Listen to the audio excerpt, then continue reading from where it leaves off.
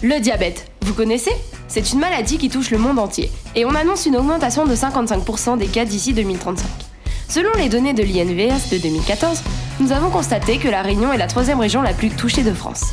En effet, la prévalence moyenne des pays est de 5%, alors que celle de la Réunion est de 7%. S'il n'est pas soigné, le diabète peut donner de nombreuses complications qui peuvent aboutir à la mort. À La Réunion, nous avons tous un proche concerné par cette maladie. Attends, tiens de mon ami. Mon grand-oncle. Mon père. Mon voisin. Mon grand-père. Le diabète, c'est une hyperglycémie chronique qui est due à un problème d'insuline, hormone sécrétée par le pancréas. Pour le diabète de type 1, l'hormone n'est plus produite et ne permet pas l'absorption du glucose par les cellules du foie. Le glucose reste dans le sang. Il y a hyperglycémie. Pour le diabète de type 2, ce sont les cellules du foie qui ne reconnaissent plus l'insuline. Le glucose reste dans le sang. Il y a hyperglycémie. À la longue, cette hormone n'est plus produite. Pour le diabète de type 2, une alimentation équilibrée, le sport, les comprimés ou les injections d'insuline sont les principaux traitements. On peut peut-être soigner le diabète autrement. Et les plantes alors? Mais oui! À La Réunion, on peut tout soigner avec les plantes. Il est vrai qu'il y a des plantes hypoglycémiantes à La Réunion. Ouais, mais elles se consomment en tisane et ça n'a pas forcément bon goût. Et puis c'est chaud. Mais on pourrait essayer de mettre ces plantes dans un produit frais et qui se consomme à la fin du repas, puisque c'est là où le taux de glycémie est le plus élevé. Un yaourt, par exemple? Mais oui!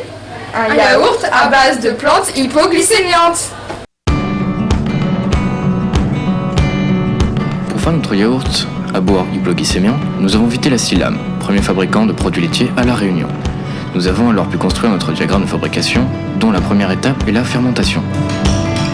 La fermentation consiste à mélanger du lait UHT et des ferments lactiques que nous avons pu observer au microscope. Notre fermentation se fera dans une cuve thermostatée de la hall technologique du lycée. Mais pour savoir quand la stopper, il faut connaître les caractéristiques d'un yaourt à boire en fin de fermentation. Nous avons donc mesuré la viscosité, le pH et le degré d'ornique de yaourt à boire du commerce.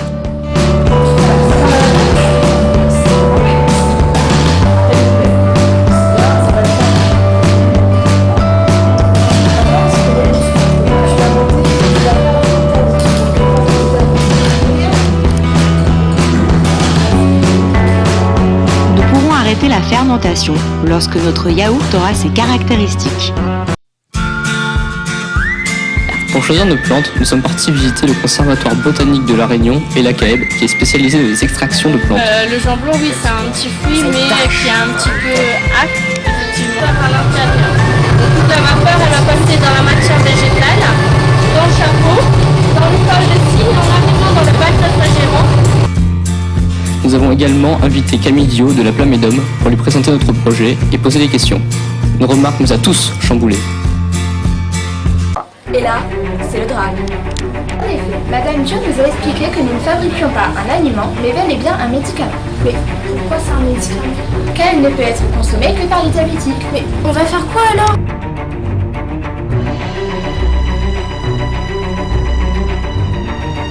Là, c'est chaud là. Ça veut dire que tout notre projet part à la poubelle? Mais non, comme toujours, il y a une solution. Et oui, Camille Dio nous a proposé de continuer à travailler sur 2 plantes hypoglycémiantes, le jambon et le bois de sable.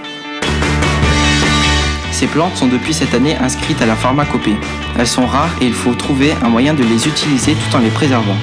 Nous avons donc réalisé de la culture in vitro de ces plantes pour voir s'il était possible d'en produire à grande échelle et ainsi les préserver.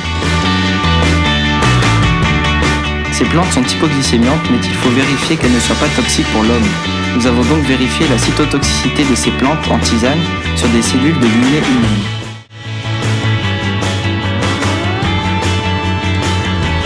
Hey, vous voulez en savoir plus? Vous pouvez lire notre rapport ou encore consulter notre blog. Posez vos questions dans le journal final, pourquoi pas?